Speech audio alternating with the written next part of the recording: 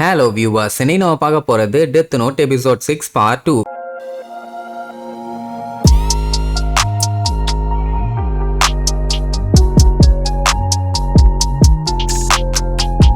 Open பண்ணா நம்ம லைட்டை தான் காட்டுறாங்க. பையன் இன்னுமே கொஞ்சம் பீதியில தான் இருக்கான். ஏன்னா அந்த பஸ் இன்சிடென்ட்ல ஒரு பெரிய தப்பு பண்ணிட்டோமோ அப்படிங்கிற மாதிரி யோசிச்சுட்டு இருக்கான். அவனோட கணிப்பு படி அந்த சம்பவம் பாத்தீங்கன்னா கிராவுக்கும் அவனுக்கும் எந்த ஒரு சம்மந்தமும் இல்லாத மாதிரி தான் நடந்திருக்குது. போலீஸாலையும் எல்லாலையும் கண்டுபிடிக்க முடியாதுன்னு நம்புறான். ஆனா கிராவால ஹார்ட் அட்டாக்ல மட்டும் இல்ல, வேற எப்படி வேணாலும் கொல்ல முடியும் அப்படின்னு தெரிஞ்சதுன்னா அது இவனுக்கு பெரிய பஞ்சாயத்து. சோ என்ன பண்ணலாம் ஏது பண்ணலாம்னு படுத்து கிடந்து அப்படியே யோசிச்சுட்டு இருக்கான். அதே நேரம் நம்ம லைட்டோட தங்கச்சி இருக்கால, அவகிட்ட அவங்க அம்மா இந்த மாதிரி அவங்க அப்பா ட்ரெஸ் கொண்டு போய் கொடுக்க சொல்லுவாங்க. ஏன்னா நைட்டு பூரா அவர் வரவே இல்லை. அப்படி இருக்கும்போது அழுக்கான துணியோட தான் உட்கார்ந்து வேலை பார்த்துட்டு இருப்பாரு. அதனால கொண்டு போய் கொடுத்துட்டு வான்னு சொன்னா அவ உடனே ஏகப்பட்ட காரணம் சொல்லுவா. உடனே நம்ம பையன் வந்து நான் கொடுக்குறேன் நீருவான். ஏன்னா அவங்க அப்பா எங்க இருக்காரு என்னன்னு தெரிஞ்சதுன்னா அவனுக்கும் அது ஈஸி தானே. இந்த கேஸ் எப்படி போயிட்டு இருக்கு என்ன ஏதுன்னு அதை பத்தி ஏதாச்சும் விஷயத்த கறக்கலாம். இதை சொன்ன உடனே அவன் தங்கச்சிக்கு சந்தோஷம் தாங்க முடியல. தேங்க்ஸ்டா அண்ணா, ஏன் போயிட்டு வாப்பா, நான் நிம்மதியா இருப்பேன்பா. அப்ப அந்த ஷினோமி பார்த்துட்டு அடே தந்தரக்காரா, போலீஸ் டிபார்ட்மெண்ட்டை ஸ்பை பண்றக்காண்டி போறியா,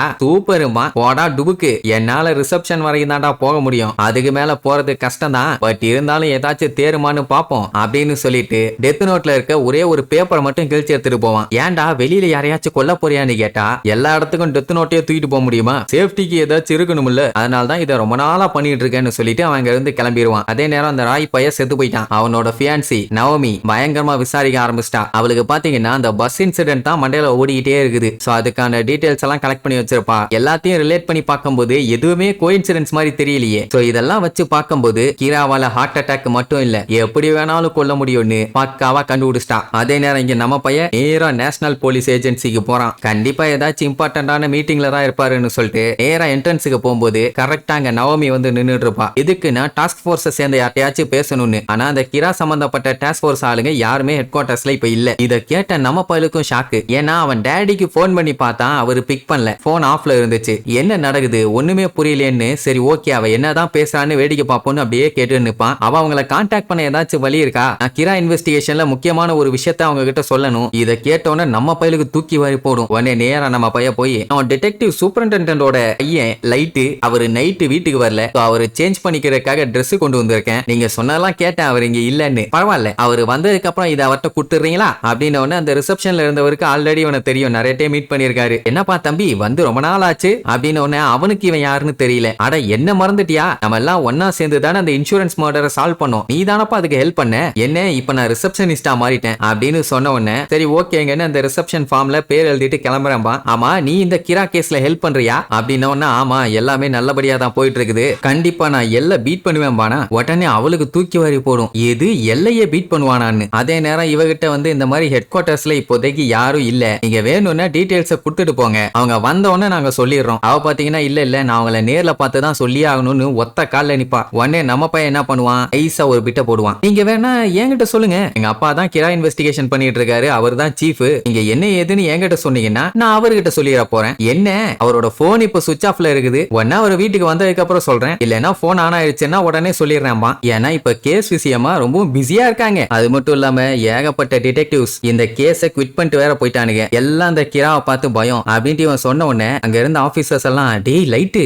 இது கிராவோட முக்கியமான இன்ஃபர்மேஷன்ஸ், இது சாதாரண சிவிலியன்ஸ் கிட்ட எல்லாம் சொல்லக்கூடாது, நீ பாட்டுக்கு அடிச்சு விட்டுட்டு இருக்க உடனே அட கொய்யால ஊர்ல எல்லாரும் இதை தாண்டா பேசிட்டு இருக்காங்க, இத போய் பெரிய விஷயமா பேசிட்டு இருக்க உடனே அவ அப்படியே பேந்த முழிப்பா. அவன் இவங்களை நம்பலாம், அவங்க கண்ணை பார்த்தே என்னால சொல்ல முடியும் இவங்க ட்ரஸ்ட் ஒர்த்தான ஆளுன்னு அப்படின்ட்டு போட்டு வாங்குறதுக்காக அப்படியே மறுபடியும் நைஸா பேச்சு கொடுப்பான். FBI ஏஜென்ட் இறந்ததுனால ஏகப்பட்ட பஞ்சாயத்து ஜாப்பனீஸ் போலீஸ்குள்ள போயிட்டு இருக்குது, அதனால தானே நீங்க டைரக்டா ஹெட் குவார்டர்ஸ்க்கு வந்து பேசணும்னு ஆசைப்படுறீங்க, என்ன கரெக்டான்னு கேட்பான். அவ அசந்துருவான், பரவாயில்லையே பையன் கரெக்டா கண்டுபிடிச்சிட்டானு. சரி ஓகேன்ட்டு அவன் கூடவே போவா. அவன் என்ன சொல்லுவான், நான் எங்க அப்பாவுக்கு மெசேஜ் அனுப்பியிருக்கேன், கண்டிப்பா போனை ஆன் பண்ண உடனே கால் பண்ணுவாரு, அப்ப வேணா டைரக்டா நீங்க அவரு கூட பேசிருங்க அப்படின்னு உடனே உங்களுக்கு அது ஓகே தானா அப்படின்னு உடனே அதெல்லாம் ஒன்னும் பஞ்சாயத்து இல்ல, பட் ஆனா எங்க அப்பாவோட போன் நம்பர் மட்டும் தர முடியாது, நீங்க வேணா என் போன்ல பேசுங்க, என்ன இருந்தாலும் நமக்குள்ள நம்பிக்கைன்னு ஒண்ணு வேணும் தானே அப்படின்னு சொல்லிட்டு சிரிப்பானா. அதை பார்த்தோன்னே ஷினிகாமி ரியூக்கு அசால்ட்டா மாறிட்டே அப்படிங்கிற மாதிரி சொல்லிட்டு இருக்கும். அவளும் ரொம்ப தேங்க்ஸ்ம்பா. அதுக்கப்புறம் அவட்ட அவட்ட அப்படியே பேச்சு கொடுத்துட்டே வந்தவன் ஐசா அவ பேரை கேட்டு தெரிஞ்சுட்டா அசால்ட்டா அவளை போட்டு தள்ளிடலாம். அதுக்கப்புறம் கிரா இன்வெஸ்டிகேஷன்ல இவ தலைய விட மாட்டான்னு சொல்லிட்டு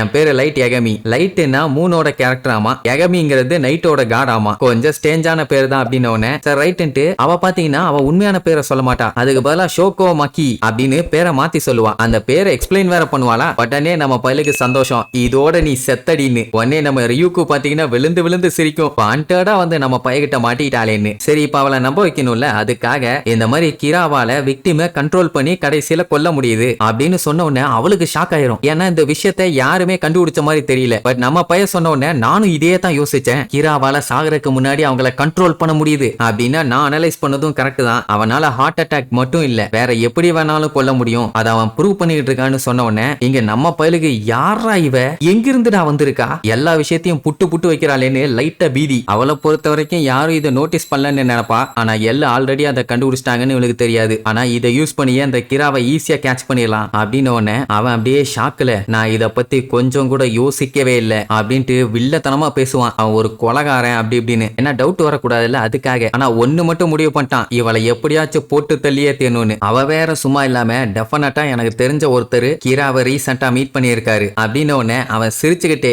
எது கிராவை மீட் பண்ணியிருக்காரா, அதுக்கு வாய்ப்பே இல்லையே, போலீஸ்ட சொன்னா நம்ப மாட்டாங்களேமா. அதனாலதான் இந்த விஷயத்தை ஹெட் குவார்டர்ஸ்ல இருக்க டாஸ்க் போர்ஸ் கிட்ட டீடைலா எக்ஸ்பிளைன் பண்ண வந்தேன். ஆனா யாருமே அங்க அவைலபிளா இல்ல அப்படின்னு உடனே, சரி ஒருத்தர் மீட் பண்ணாருன்னு சொன்னீங்களே, அவரு நேரடியா வந்து சொன்னா பஞ்சாயத்து அவரு ஏன் அவரு வரலன்னு கேட்டா, அவர் இப்போ உயிரோடவே இல்ல. அவர் FBI ஏஜென்ட்டா வேலை பார்த்துட்டு இருந்தாரு. ஜப்பானுக்கு வந்து இந்த கிரா கேஸ் இன்வெஸ்டிகேட் பண்ணும்போது இறந்துட்டாரு அப்படின்னு அவ சொன்ன உடனே இங்க பயலுக்கு அப்படியே பீதி ஆயிரும். எது FBI ஏஜென்ட் கிராவை மீட் பண்ணவனா அப்படின்னா அது அவனாதான் இருக்குன்னு சொல்லிட்டு இருக்கும் போதே அவ எல்லா மேட்டரையும் சொல்லுவா. ஏன்னா அவளுக்கு தெரியாதுல்ல அவன் இவனத்தான் விசாரிச்சுட்டு இருந்தான்னு. இந்த மாதிரி பஸ்ல அவர் வரும்போது ஒரு இன்சிடென்ட் ஆச்சு, கண்டிப்பா அவர் அங்கதான் கிராவை மீட் பண்ணிருக்கணும் அப்படின்னு சொன்ன உடனே அவளாதான் பேடிச்ச மாதிரி ஆயிட்டான். கன்ஃபார்மும் பண்ணிட்டான் இது அவன் தான். கல்யாணம் பண்ணிக்க வேண்டியது செத்து போயிட்டாருன்னு வேற சொல்லுவாளா. ஐயோ ரொம்ப சாரிங்கன்னு சொல்லிட்டு, சரி எப்படி அவரு கிராவை மீட் பண்ணிருப்பாருன்னு நினைக்கிறீங்க அப்படின்னு கேட்ட உடனே, பஸ் ஆக்சிடென்ட் ஆன 8 நாள்ல மத்த ஏஜென்ட்டோட சேர்த்து அவருமே ஹார்ட் அட்டாக்ல செத்துட்டாரு. இப்ப என்ன அவளுக்கு ஒரு விஷயம் இடிக்குதுன்னா, அந்த பேங்க் ராபரி பண்ணானே ஒரு திருட்டு பையன், அவன் பாத்தீங்கன்னா அந்த விஷயத்த 2 நாளைக்கு முன்னாடி தான் பண்ணிருப்பான். அதுக்கப்புறம் தான் அவன் இந்த பஸ்ஸை வந்து ஹைஜாக் பண்ணி ஆக்சிடென்ட்ல செத்து போயிருக்கான். முதல்ல பேங்க கொள்ளையடிக்க போனவன் எதுக்காக தேவையில்லாம இங்க வந்து பஸ்ஸை ஹைஜாக் பண்ணணும், அதுக்கு மட்டும் இல்லாம தேவையில்லாம எதுக்கு ஜம்ப் பண்ணி சாகணும், இது எல்லாமே கிரா செஞ்சு வச்ச செட்டப் தான். FBI ஏஜென்ட் ஃபாலோ பண்றாருன்னு தெரிஞ்ச உடனே அவர்கிட்ட இருந்து இன்ஃபர்மேஷனை கலெக்ட் பண்றதுக்காக தான் இந்த மாதிரி ஒரு செட்டப்பையும் ஒரு பெரிய டிராமாவையும் பண்ணியிருக்கான். அப்பதானே அவனால FBI ஏஜென்ட்ஸ் யார் யாரெல்லாம் வந்திருக்காங்கன்னு கண்டுபிடிக்க முடியும். கிராவால ஹார்ட் அட்டாக்ல மட்டும் இல்ல எப்படி வேணாலும் கொல்ல முடியும் அப்படின்ட்டு நம்ம பையன் பண்ண எல்லா விஷயத்தையுமே ஒண்ணு விடாம அக்கு வேற ஆணி வேற புட்டு புட்டு வச்சுட்டா. நல்ல வேலை நம்ம பையன் வந்து இவளை மீட் பண்ணான், இல்லன்னா என்ன ஆயிருக்கும். சரின்ட்டு நம்ம பையன் இன்னும் போட்டு வாங்குவான். அந்த பஸ்ஸை ஹைஜாக் பண்ணவன் ஹார்ட் அட்டாக்ல சாகல, அதனால நீங்க வந்து இந்த வேலையும் கிரா தான் பண்ணிருப்பான், அவனால எப்படி வேணாலும் கொல்ல முடியும்னு சொல்றீங்களான்னு கேட்பான். ஆமா நீர்வா, சரி இதை மட்டும் எப்படி நீங்க ஒரு பெரிய விஷயமா பேசுறீங்க, அதை எப்படி கன்ஃபார்ம் பண்ண முடியுதுன்னு கேட்பானா. பஸ்ஸை ஹைஜாக் பண்ணிட்டு வந்ததுக்கு அப்புறம் அவன் விஷயத்தை எதுவுமே இவகிட்ட ஒழுங்கா சொல்லல. ஆனா ஒரு டைம் ரிலாக்ஸ்டா இருக்கும்போது இவ அந்த விஷயத்தை பத்தி நைஸா கேட்டிருப்பா. அப்ப அவரு யாரை ஃபாலோ பண்ணிட்டு இருக்கும்போது இந்த சம்பவம் ஆச்சு அது இதுன்னு எதையுமே சொல்லல. ஆனா ஒருத்தங்கிட்ட நான் ஐடியா காமிச்சேன்னு சொல்லியிருப்பாரு. இந்த மேட்டர் ஆக்சுவலா ரொம்பவும் டாப் சீக்ரெட்டான இன்ஃபர்மேஷன். FBI பாத்தீங்கன்னா ஜாப்பனீஸ் போலீஸ் கிட்டயே இந்த விஷயத்த மறைச்சுதான் வேலையை பார்த்துட்டு இருந்தாங்க. அப்படி இருக்கும்போது அவரோட ஐடி கார்டை ஷோ பண்ணியிருக்காருன்னா இது கண்டிப்பா அவன் பிளான் பண்ணி பண்ண வச்சிருக்கணும் அப்படிங்கிற மாதிரி சொன்ன உடனே ரியூக்கு புரிஞ்சு போச்சு. ஓகே பையன் கண்டிப்பா இவளை போட்டு தள்ள போறான்னு. அதுக்கப்புறம் ஆமாங்க நீங்க சொன்னது எல்லாமே ரைட்டு தான், எல்லாத்தையும் ஒன்னா சேர்த்து பார்க்கும்போது அத்தனையும் மேட்ச் ஆகுது, கண்டிப்பா அவன் சீக்கிரத்துல மாட்டுவான் அப்படின்னு அவர் ஐடி கார்டை காமிச்சது கண்டிப்பா கிராவா தான் இருக்கும், அவனும் அந்த பஸ்ல இருந்திருக்கான் அப்படின்னு உடனே ஆமா ஆமாம்பா. இப்ப இவன் மட்டும் இந்த விஷயத்த போலீஸ்ட போய் சொல்லி இருந்தான்னா டன் டன் டனக்கணக்காதான். இவங்கிட்ட வந்து மாட்டிருக்கான்னா சினிகாமி மட்டும் இல்ல கடவுளும் என் பக்கம் தான் குமாரே, இதோட நீ காலி, உனக்கு ஊதுறேன் சங்குன்னு சொல்லிட்டு வில்லத்தனமா சிரிச்சுட்டு போவான். ஹீரோவா இருந்தவனை இப்படி கடைசியில வில்லனாக்கிட்டீங்களாடா படுபாவிகளா. சரி பேரை வேற மாத்தி சொல்லியிருக்கா, அவளை கொல்ல முடியாம நம்ம பையன் எப்படியெல்லாம் படாத பாடு படுறான்னு அடுத்தடுத்த எபிசோட்ல பார்க்கலாம். டாடா.